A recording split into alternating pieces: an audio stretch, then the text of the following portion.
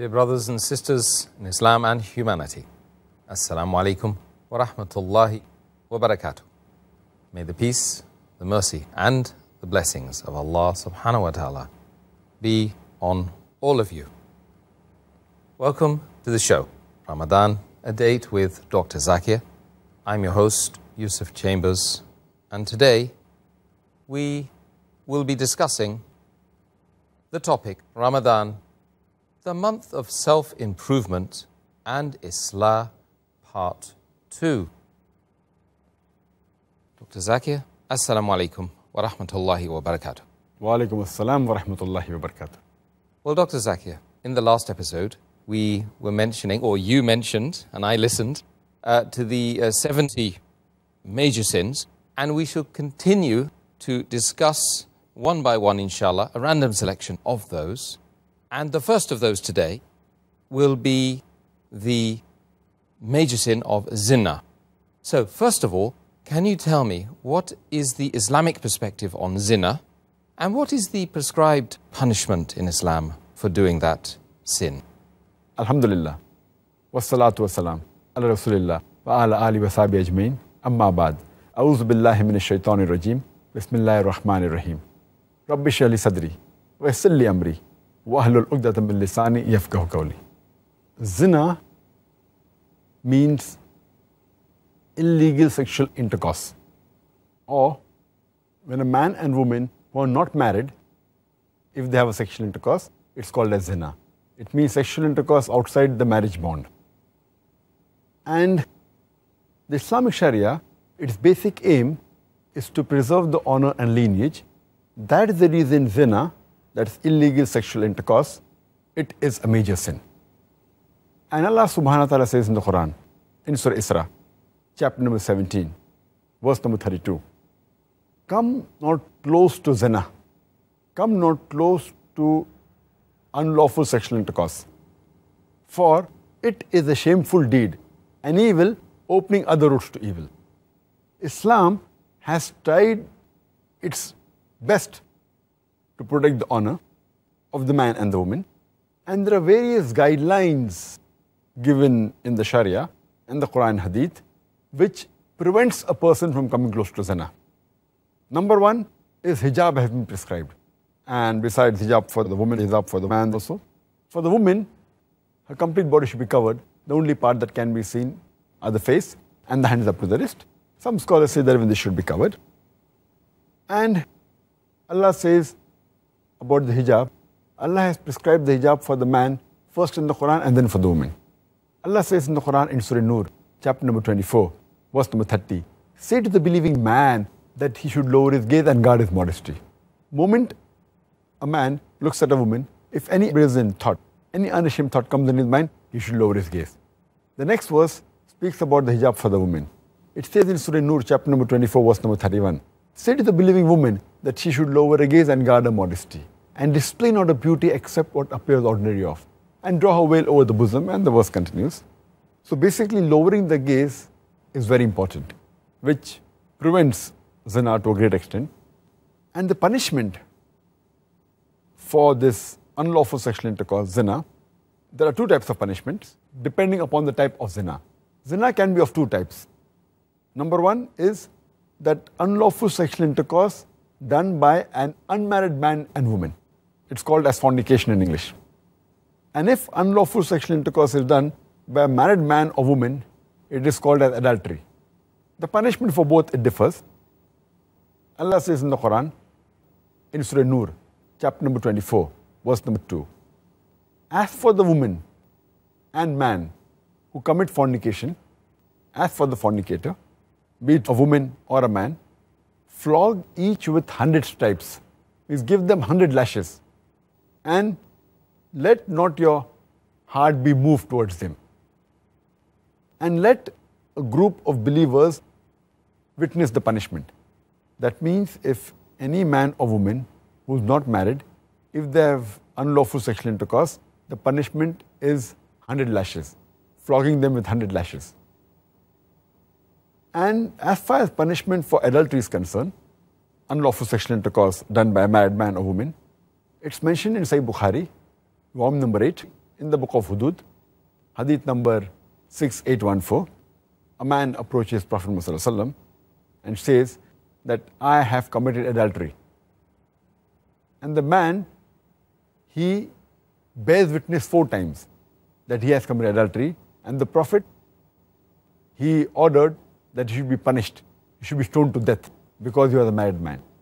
So the punishment for adultery, unlawful sexual intercourse done by a married man in Islam, it is stoning to death. It's also mentioned in Sahih Bukhari, volume number 8, in the book of Hudud, hadith number 6815 and 6816, that there was a man who approached the Prophet Muhammad and told him that he had committed unlawful sexual intercourse. He had committed zina. So the Prophet turned away from him. Again the man approached the Prophet and bore witness 4 times that he had committed unlawful sexual intercourse. He had committed zina. So the Prophet asked him that, are you mad? He said, no. The Prophet asked him, are you married? He said, yes. So the Prophet ordered that he should be stoned to death. This again proves that for adultery, zina, unlawful sexual intercourse done by a married man or woman, the punishment is stoning to death. It's further mentioned in Sahih Bukhari, volume number 8, in the book of Hudud, hadith number 6819. There was a Jew and a Jewess who were caught committing adultery, and they were brought to the Prophet. The Prophet asked them that in your religion, what is the punishment for adultery? So they said that our priest had innovated that the faces should be blackened with charcoal. The Prophet said, get your scripture and show it to me. The man gets the scripture and he covers something and then he reads it. So one of the Sahaba says, please remove your hand. And the moment the hand was removed, it was mentioned down there that Rajam, stoning to death, should be given to a person who commits adultery. So even in the Jewish scripture, even in the Christian scripture, the punishment for adultery is stoning to death. And the Prophet commanded that both of them, the Jew and the Jewess, both should be stoned to death. It's mentioned in Sahih Muslim, volume number 3, in the book of Hudud, hadith number 4191, that the Prophet said that anyone who commits zina, if an unmarried man or woman commits zina, that is to fornication, the punishment is giving 100 lashes and they should be banished for 1 year. And the Prophet continues and says that anyone who does zina, who is married, anyone who does unlawful sexual intercourse, does adultery, if a person is married, man or woman, then the punishment is giving them 100 stripes, lashing them 100 times, and then stoning to death. So this is the different type of punishment for zina, and it is one of the major sin in Islam. And in Al-Kabair, Imam Al-Dhabi, he gives number 10 to the sin zina, adultery and fornication. Well, Dr. Zakir, I feel that those 2 punishments are enough to frighten the most stalwart of individuals from zina. May Allah protect us from that. That's an Islamic country where the punishment is not there in the non-Muslim country. So if it's put forward the world, inshallah, zina would be removed. Inshallah. From the faith of the inshallah. Inshallah. May Allah allow us to bring back that punishment to protect all humanity, inshallah. Ameen. So could you explain to me what the punishment in Islam is regarding homosexuality? And could you clear up a small issue relating to the so-called gay gene, which is scientists are speaking about now? Many homosexuals consider this, it's almost a divine right for them to practice homosexuality. Is this correct? Is it genetic? What's your advice? As far as the Islamic punishment for homosexuality is concerned, Allah speaks in the Quran and the Messenger speaks in the Hadith in several verses talking about homosexuality. Allah says in the Quran in Surah Araf, chapter number 7, verse number 80 as well as 81. Allah says, He speaks about the story of Lut alayhi salam. And Lut alayhi salam says to his people that, do you practice lewdness which no one before in the creation had ever done? That means, do you practice lewdness, such a thing, which no one in creation had ever done before? And do you lust after men in preference to women? That means talking to the men that do you run after men, have lust for men in preference to women. A similar message is repeated in Surah Ankabut, chapter number 29, verse number 28 and 29, where Lut alayhi salam, he says to his people that, do you practice lewdness such that no other people in the creation had ever done before? And do you approach men and cut off highways? Again, talking about homosexuality. And the punishment that Allah gives for such people is mentioned in Surah Hud, chapter number 11, verse number 82. And Allah says that He turns the cities upside down. The city of Lut alayhi salam, Sodom and Gomorrah, He turns these cities upside down. And He brings a hail of brimstone, of hard-baked clay, layer after layer.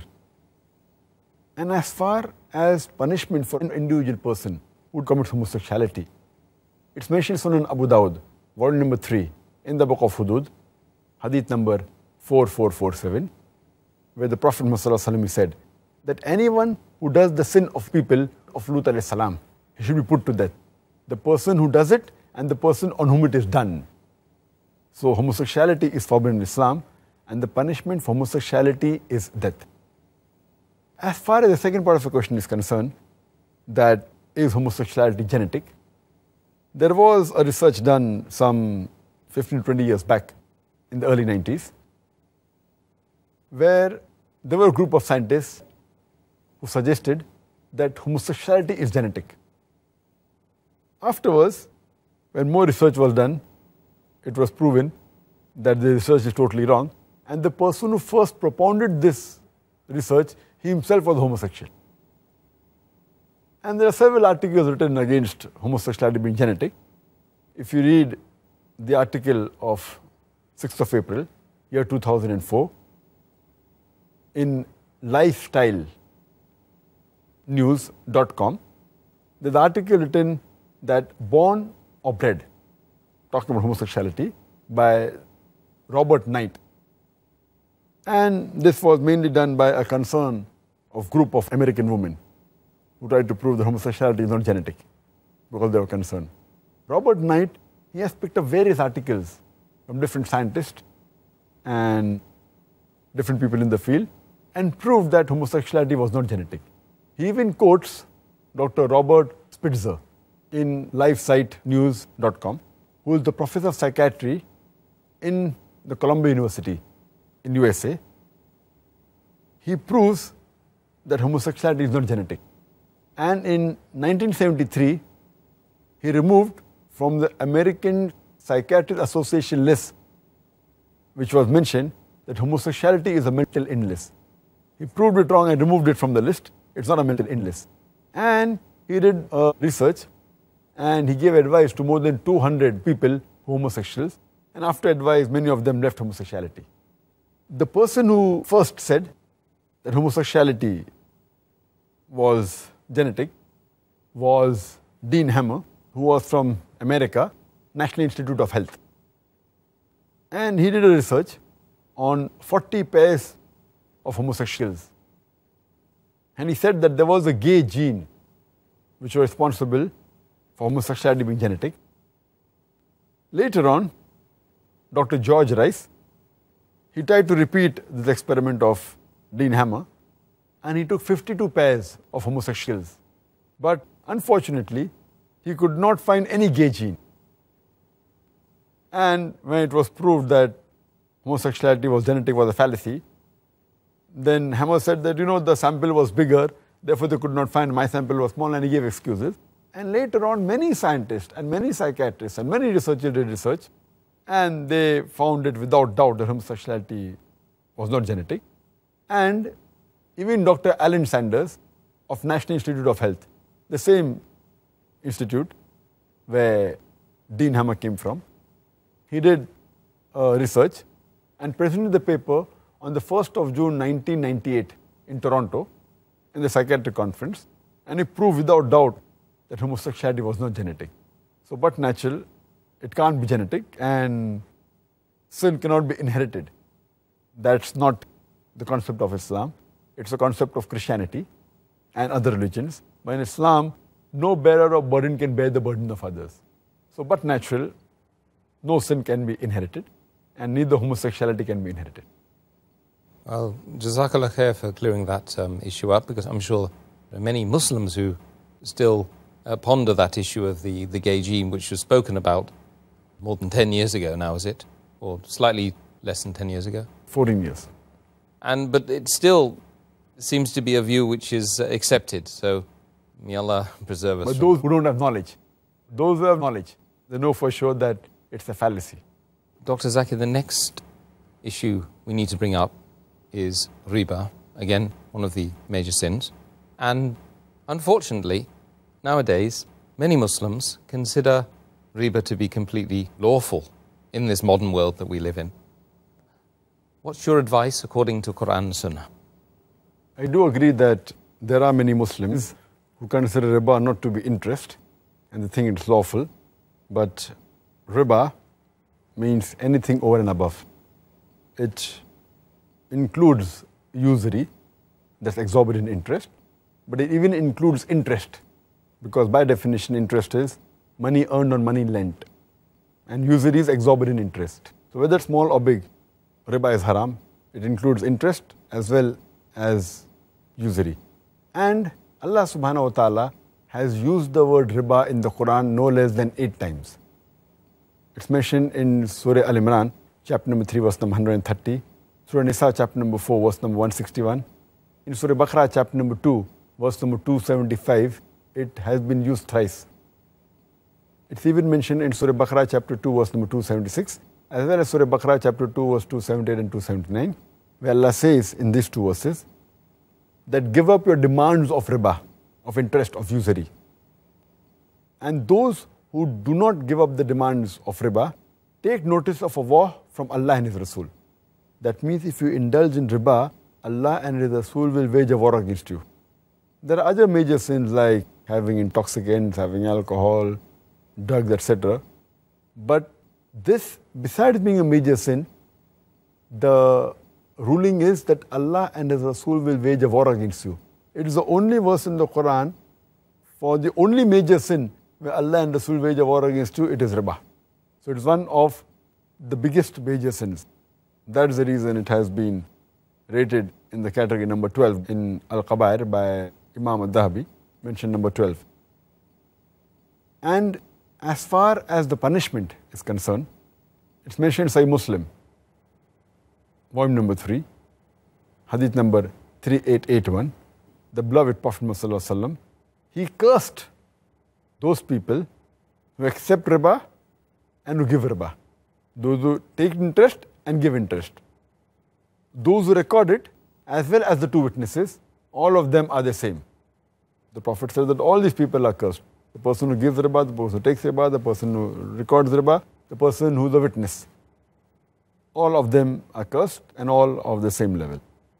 It's further mentioned in Mustadrak al-Hakim, hadith number 2259.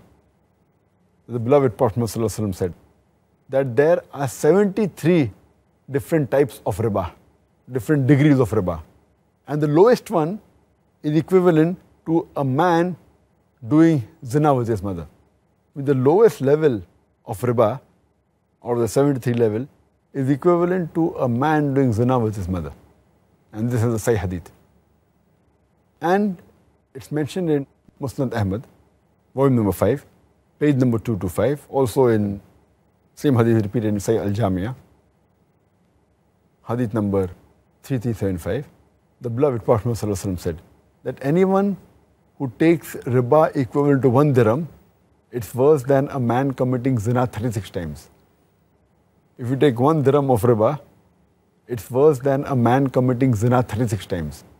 So this is the punishment and the enormity of sin in Islam.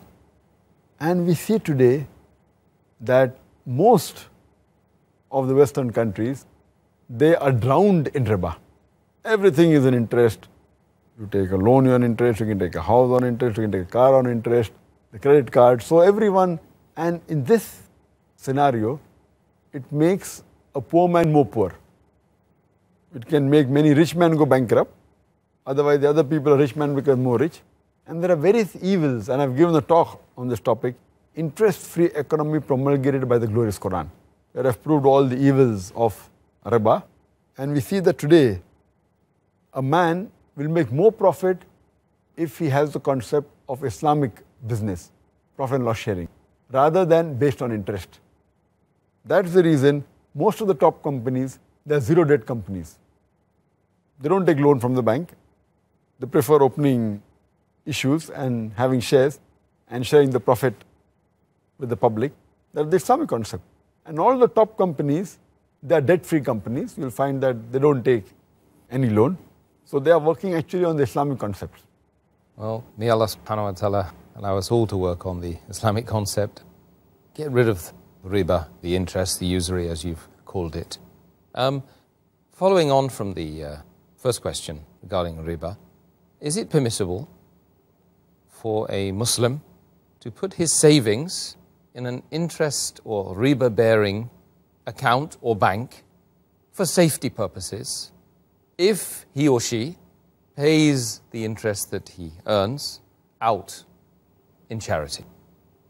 Most of the scholars, they say that if under compulsion, especially if you're a non-Muslim country and for safety reason, you can keep your money in the interest-based conventional bank, but whatever interest you get, you have to give in charity without seeking the reward of Allah, because it's haram. Most of the scholars say that, but I personally, I disagree with them. That's my view. I agree more with the view of Shaykh Utaymi. He says that even this is prohibited, because the Quran does not say do not use interest. If the Quran would have said do not utilize, do not use interest, then the verdict was right. The Quran said don't involve in riba. Don't take, don't give. So if you have to give in charity, first you have to take from the bank. So I disagree with that. If you have to stop the system of riba, you have to totally ban this system. We can't say they'll put for safety and then I'll take the money and give on charity. Indirectly, you're encouraging them. Because the moment you open an account which has got interest, you are signing and giving them permission that you are agreeing with interest with riba. That itself is a sin. So Allah's curse will be on you. Allah and Rasul will wage a war against you. Because I ask this question and I say to these people who say that you can put in the bank and give in charity, that suppose I deal in drugs, in cocaine, in brown sugar, and suppose I invest $1 million. Every month I make a profit of $1 million, and the complete profit I give in charity to the poor people. When I asked, is it allowed? They said, no, it's haram. I said, why? Because dealing in drugs, cocaine, brown sugar is haram. So when dealing in drugs, cocaine, brown sugar is haram, riba is a bigger haram. Because if you deal in riba, Allah and Rasul will wage a war against you. So when you're giving me permission to keep in the bank and deal with riba for a bigger sin, surely you should give me permission for a smaller sin. So therefore I disagree that if they really want to keep for safety, they can very well keep in an Islamic bank. Or as a last resort, they can keep in a current account. There are some accounts in the bank which are accounts which don't give interest. They call it current account. There's no interest at all in that. That as a last resort you can keep, but only keep that money which is required for rolling, because I know that being in different countries, like in India, in UK, you have to deal with checks, etc. So if you're a businessman, keep only that much amount which is required for rolling. Otherwise you can invest it in property, in real estate, in stocks, whatever it is. And the least if you want for security, you can take a locker and keep hard cash in the bank. I know it's foolish, but yet it is better than involving in riba. At least you'll be safe from Allah and His Rasul. Otherwise they'll wage a war against you. As a last resort, if you really want only security, take a locker which will cost just a few hundred rupees a month or a couple of thousand rupees a year and a few pounds if you go to UK. Take that locker, keep your money hard cash. Declare to the government, no problem, but keep hard cash. If you really want security.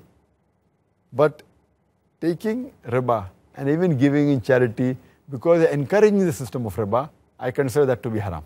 Okay, I mean, in the UK, alhamdulillah, we do have a few banks now coming up, by the way. So may Allah subhanahu wa ta'ala help us to encourage those organizations to do non-interest bearing. Pray to Allah subhanahu wa ta'ala, may these organizations be on the straight path. Ameen. And see to it that they're truly interest-free. Inshallah, inshallah.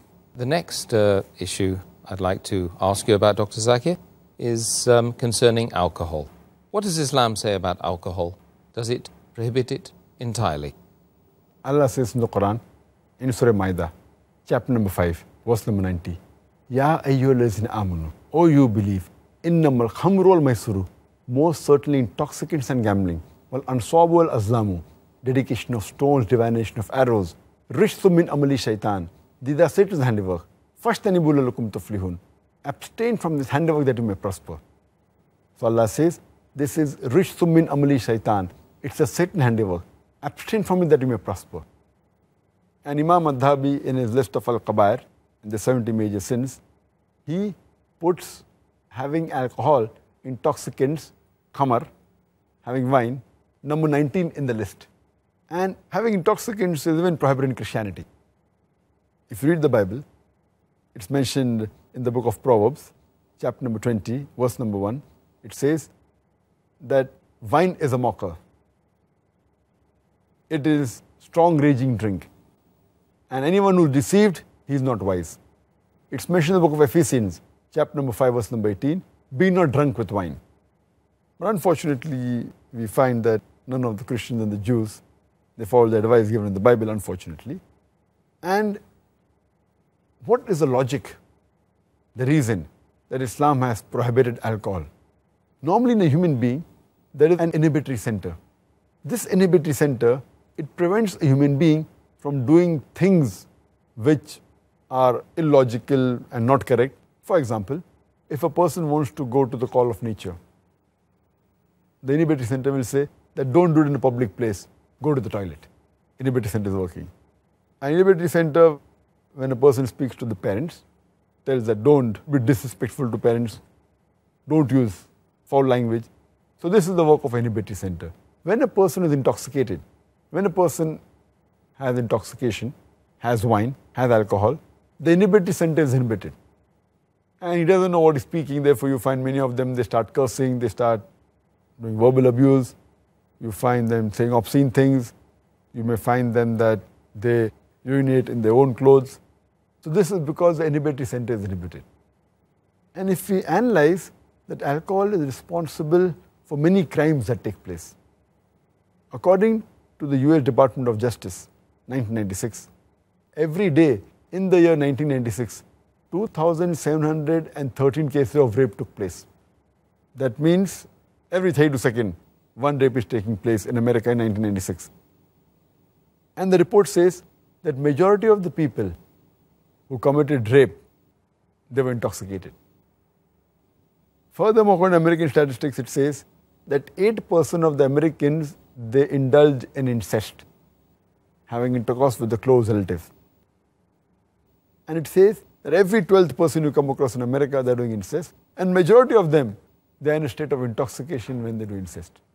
So we realize that alcoholism, besides being bad for the health, it's a cause for many diseases and health-wise, and even it's a cause for AIDS, which has recently cropped up.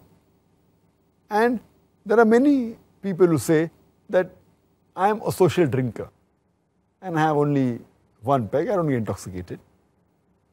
When you interview the alcoholics, all of them, when we ask them, they will say that initially they were social drinkers. No alcoholic starts to drink because he wants to become alcoholic. All of them are social drinkers, and later on they become alcoholics. And if you meet any social drinker who has been drinking for a couple of years, you ask him that how many times he's been intoxicated. And there will be several times that he's been intoxicated with all the power that he has. And once a person is intoxicated, and if he commits a sin like rape, like incest, it's an unforgivable sin and irreversible damage done. And we realize that that's the reason our beloved Prophet Muhammad mentioned in Ibn Majah, volume number 3, Book of Intoxicants, chapter number 30, hadith number 3371. The beloved Prophet said that intoxication, alcohol, is the mother of all evils. alcohol is the mother of all evils. And it's further mentioned in Ibn Majah, volume number 3, Book of Intoxicants, chapter number 30, hadith number 3392. The beloved Prophet said that anything which intoxicates in large quantity is even prohibited in small quantity. No excuse for nipper or tot. You can't say that I'll take a peg, Whatever intoxicates in large quantity is even prohibited in small quantity. And the beloved Prophet, he has cursed 10 categories of people who indulge in alcohol. It's mentioned in Ibn Majah, volume number 3, Book of Intoxicants, chapter number 30, hadith number 3380. The beloved Prophet said, 10 categories of people who indulge in alcohol are cursed. The one who distills it, the one for whom it is distilled, the one who drinks it, the one who transports it, the one for whom it is bought, the one who sells it, the one who serves it, the one who utilizes the earnings from the sale of alcohol, the one who buys it, the one who buys it for somebody else. So all these 10 categories of people, they are cursed by Allah subhanahu wa ta'ala. And there are various different diseases that a person can acquire when he has alcohol. And today, alcohol is one of the major causes for the maximum number of deaths in the world. And today science tells us, and many people are aware of it, that the various diseases a person can have. The most common is cirrhosis of liver. If a person is alcoholic, he has high chances of having cirrhosis of liver. He can have cancer of the esophagus, cancer of the head and neck, cancer of the bowel, cancer of the liver. He can have gastritis, he can have esophagitis, pancreatitis, hepatitis. A person who has alcohol, there are chances that he will have cardiomyopathy, he will have angina, heart attack, atherosclerosis. He can have strokes, apoplexy, fits. A person who has alcohol regularly, there are high chances that the person, he can have cortical neuropathy, cerebral neuropathy, he can have peripheral neuroma. There are various diseases that a person can have due to the consumption of alcohol. Diseases such as Wernicke-Korsakoff syndrome that involves amnesia of the recent memory and retention of the old memory. It's due to thiamine deficiency. A person who has alcohol, he can have delirium tremens, which is associated with alcohol. A person can have pellagra and he can have skin diseases. A person who takes alcohol regularly, there are high chances that he can have endocrinal disorders like mixed edema, like hypothyroidism. He can have hematological disorders like microcytic anemia. He can have jaundice. He can have thrombocytopenia. He can have platelet disorders. A person who has alcohol, there are chances that the common drugs like metronidazole, Flagyl, they can create a problem for a person who has alcohol regularly. A person who has alcohol regularly, he can have infections because the immunity system is decreased. There are high chances that he can have chest infections like lung abscess, emphysema, pulmonary tuberculosis. A person who's a woman, she can get affected more by alcohol, and the cirrhosis of liver is much dangerous in the woman. If she's pregnant, she can have the alcohol fetal syndrome. There can be skin disorders like alopecia. There can be nail dystrophy. There can be angular stomatitis. You can keep on listing the diseases for hours together only because of the consumption of alcohol. But nowadays my colleagues, the medical doctors, they say that alcoholism is a disease. They try to pacify that don't be rude to the alcoholic, no, don't blame him. Alcoholism is a disease. If alcoholism is a disease, it is the only disease that is sold in bottles. It is the only disease that is advertised in the newspapers, in the magazines, on the radio broadcast stations. It's advertised in the satellite channels, in the television. It is the only disease that has licensed outlets for its sale. It's the only disease that brings a revenue to the government. It's the only disease that causes violent deaths on the highways. It's the only disease that ruins family. It's the only disease that has got no viral or germ cause. It's not a disease. As Allah says in Surah Ma'idah, chapter 5, verse number 90, Rishtum min amali shaitan. It is a Satan's handiwork. Fashtanibul tuflihun. Abstain from this handiwork that you may prosper. SubhanAllah, I think we've got enough reasons to stay very clear of alcohol. All of us, all of humanity indeed. Inshallah. Jazakallah khair for the answer. Okay, Dr. Zakir, I would like to know now, next issue, which is to do with slandering and backbiting. Can you tell us the ruling, Islamic ruling, regarding slandering and backbiting? Allah says in the Quran, in Surah Hujurat, chapter number 49, verse number 12, that do not spy. Avoid spying. For in most cases, spying is a sin. Do not backbite. Do not speak ill about other people behind the back. Are you ready to eat the flesh of your dead brother? No, you would abhor it. That means if you backbite, Allah says in the Quran, it is like eating the flesh of your dead brother. And would you like it? And the answer is no. Eating your brother itself is haram. Eating dead meat is a double sin. Even the cannibals who eat human beings, they don't eat the dead meat of their own brother. The Quran says that backbiting is equivalent to eating the dead meat of your own brother. It's further mentioned in Sahih Muslim, volume number 4, hadith number 6265,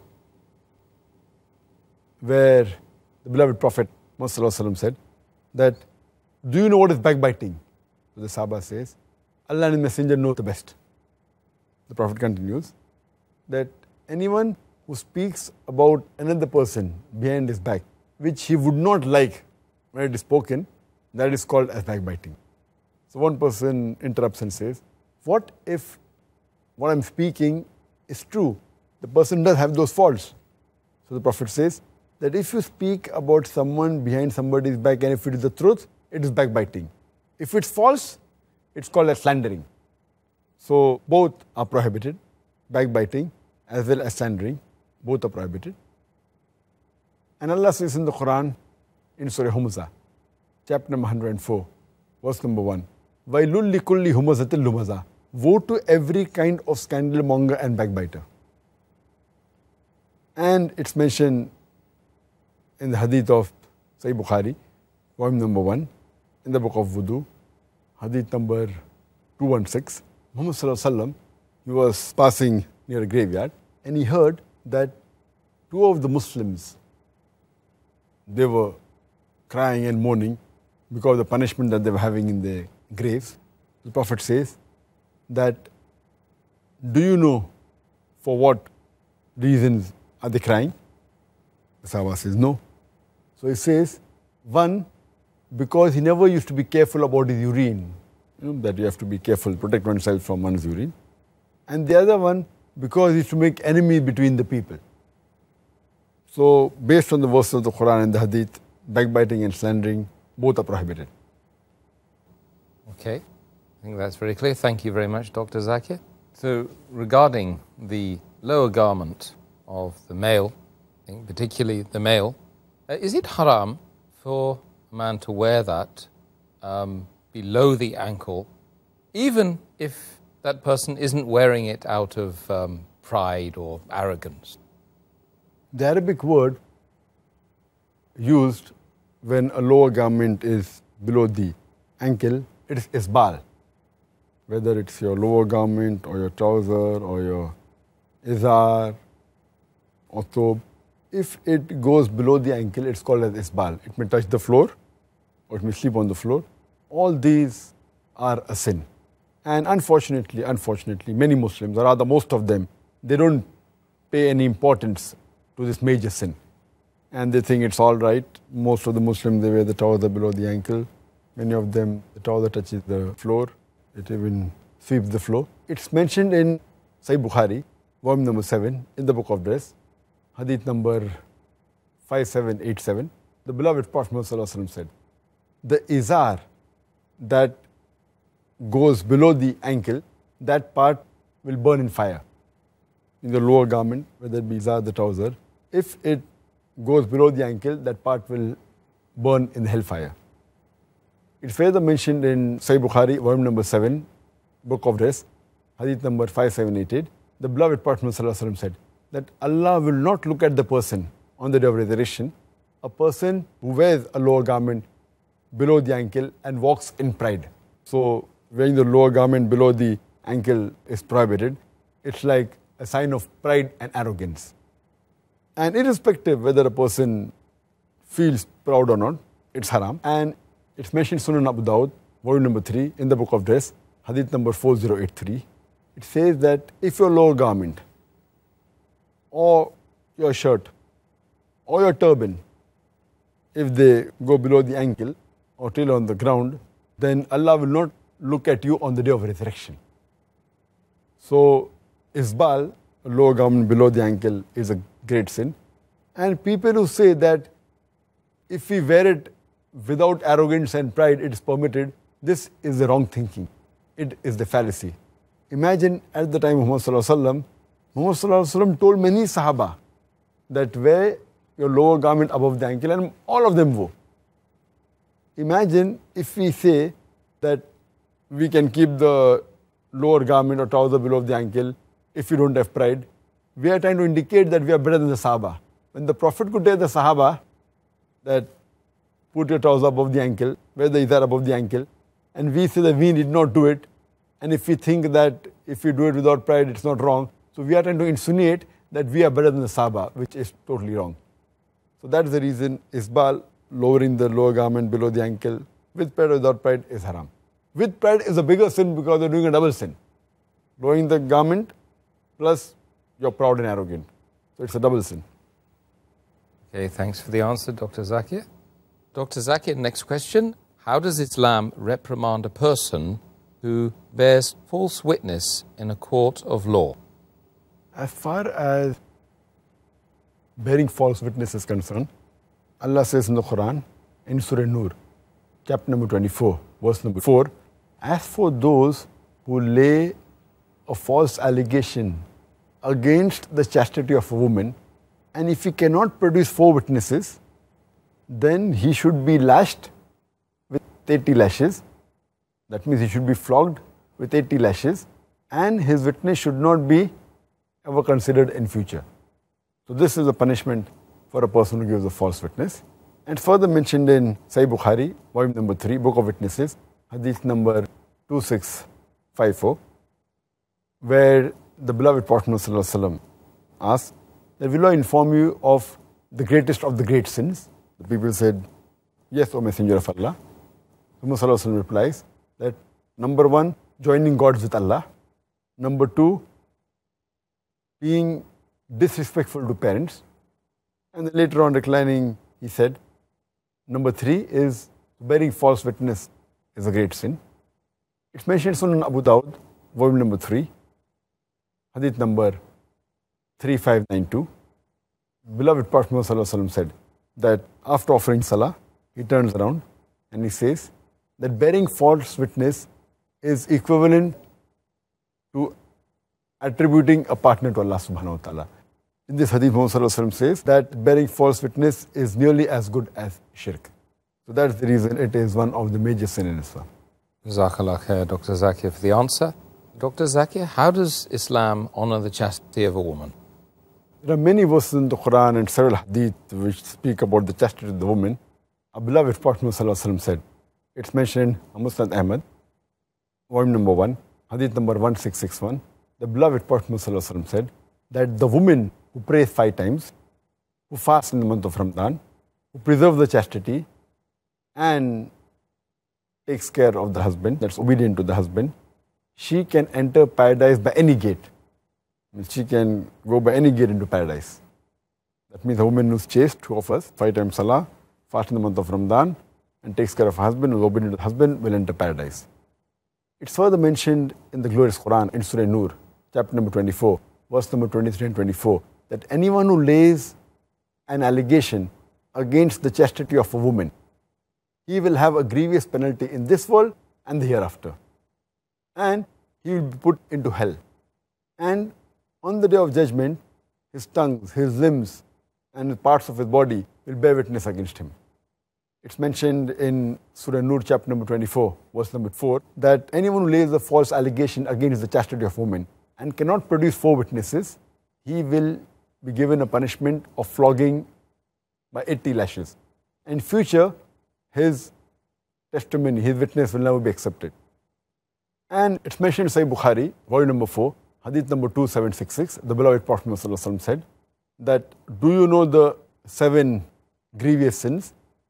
The people said, Allah's messenger knows the best. And he replies, number 1, joining gods with Allah subhanahu wa ta'ala. Number 2, practicing sorcery and black magic. Number 3, murder. Number 4, eating riba, interest. Number 5, eating orphans' property unlawfully. Number 6, showing your back to the enemy in the battlefield.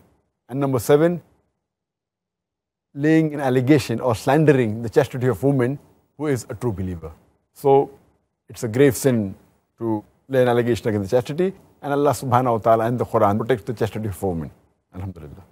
Well, the last question today will be regarding horoscopes. Can you give the Islamic ruling on a person who consults astrology charts or horoscopes on a daily basis or weekly basis or at all? As far as astrology and fortune telling is concerned, nowadays it's very common in the world that we have in the newspapers, people speak about stars, about Capricorn and Libra and various signs, and we find that many people believe in it. If anyone believes in the stars and the signs, fortune telling, astrology, it's as good as shirk. It's called as mushrik. And a person who reads for entertainment, many times it comes in the paper and we just glance for entertainment, then he is a sinner yet.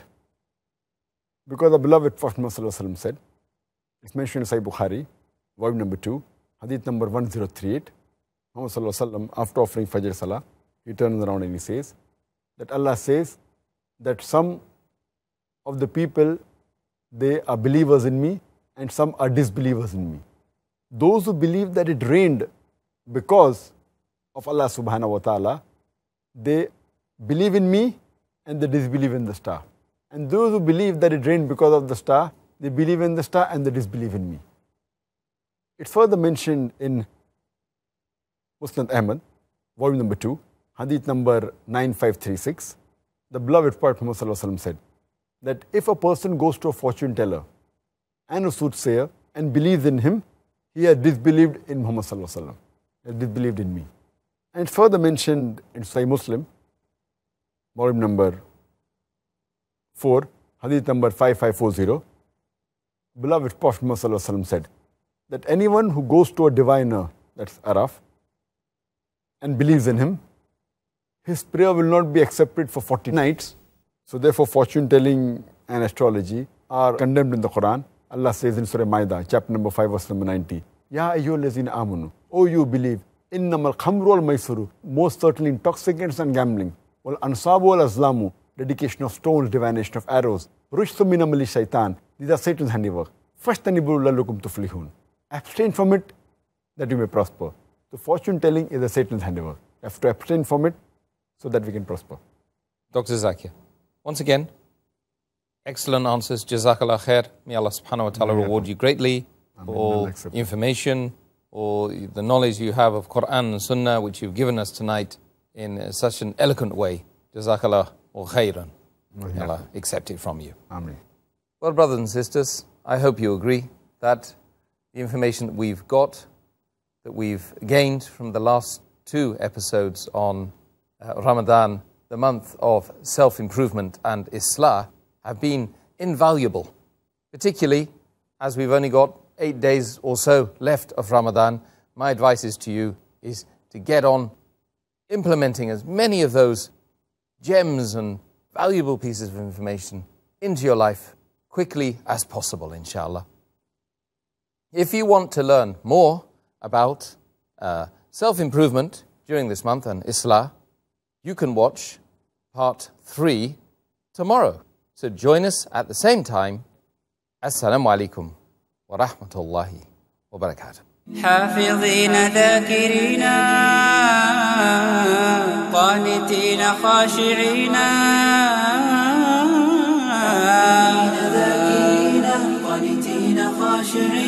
مسلمين مؤمنين للإله عابدين. شهرنا صوم وعتق وقنوت فيه صدق، يومنا صبر ورفق بدموع البائسين. رمضان قد أهل بالصيام وأطل مسعدا أهلا وخلا ليته